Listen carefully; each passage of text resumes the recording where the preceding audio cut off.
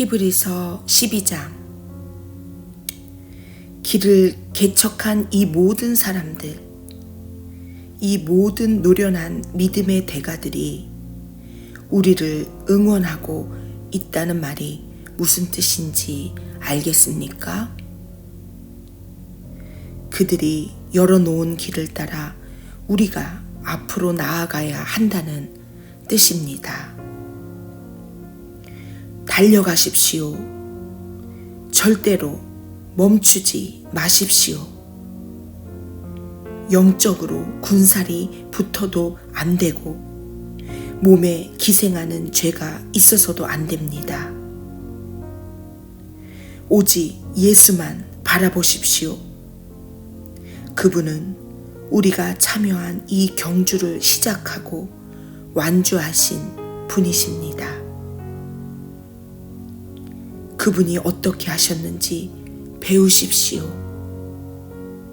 그분은 앞에 있는 것, 곧 하나님 안에서 그리고 하나님과 함께 결승점을 지나는 기쁨에서 눈을 떼지 않으셨기에 달려가는 길에서 무엇을 만나든 심지어 십자가와 수치까지도 참으실 수 있었습니다. 이제 그분은 하나님의 오른편 영광의 자리에 앉아 계십니다. 여러분의 믿음이 시들해지거든 그분 이야기를 하나하나 되새기고 그분이 참아내신 적대 행위의 긴 목록을 살펴보십시오. 그러면 여러분의 영혼에 새로운 힘이 힘차게 솟구칠 것입니다. 죄와 맞서 싸우는 이 전면전에서 여러분보다 훨씬 심한 고난을 겪은 이들이 있습니다. 예수께서 피 흘리시기까지 겪으신 그 모든 고난은 말할 것도 없습니다.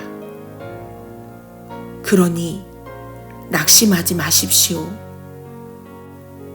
여러분은 훌륭한 부모가 자녀를 어떻게 대하는지 잊었습니까? 하나님께서 여러분을 자녀로 여기신다는 것을 잊었습니까? 나의 사랑하는 자녀야, 하나님의 훈련을 가볍게 여기지 말고 그분의 훈련을 받을 때 낙심하지 마라.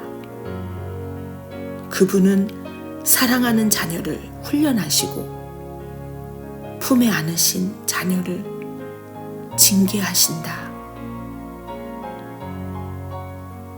하나님께서 여러분을 훈련하고 계십니다. 그러니 절대로 도중에 포기하지 마십시오. 하나님은 여러분을 사랑하는 자녀로 대하십니다. 여러분이 겪는 이 고난은 벌이 아니라 자녀라면 당연히 겪게 마련인 훈련입니다. 무책임한 부모만이 자녀를 제멋대로 살게 내버려 둡니다.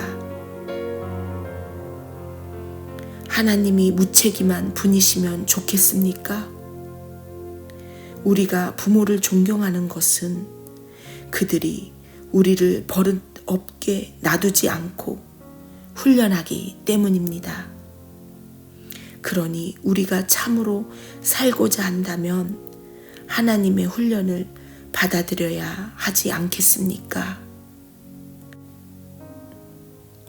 우리가 아이였을 때 우리의 부모는 자기 생각에 최선으로 여기는 일을 우리에게 했습니다.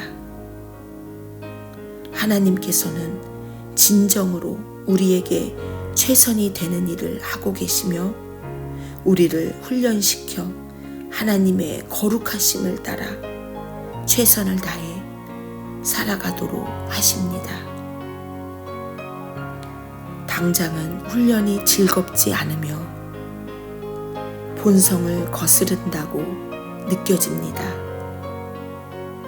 그러나 나중에는 틀림없이 좋은 상으로 보답을 받습니다.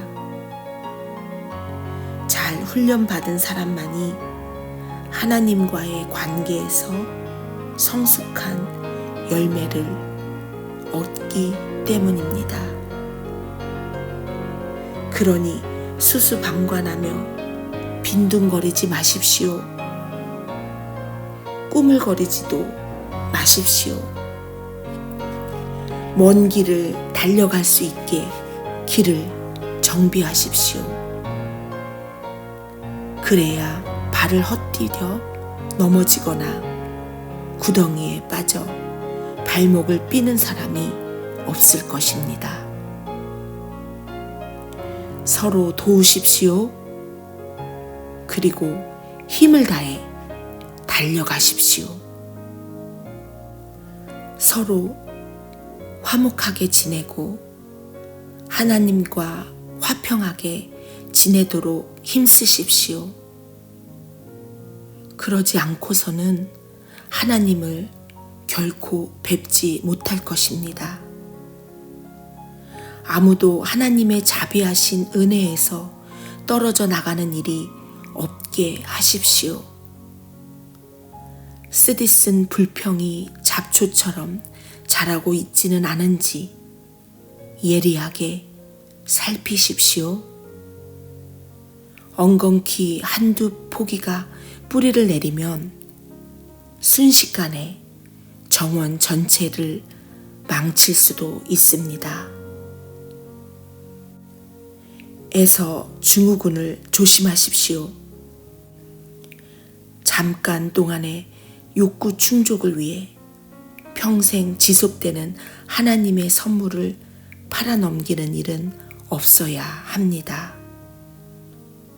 여러분도 아는 것처럼 에서는 나중에 자신의 충동적인 행동을 뼈저리게 후회하고 하나님의 복을 간절히 원했습니다.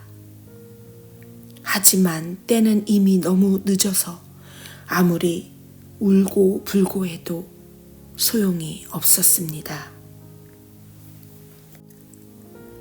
여러분은 조상들처럼 화염이 솟구치고 지축이 흔들리는 시내산에 나아가서 하나님의 말씀을 들은 것이 아닙니다.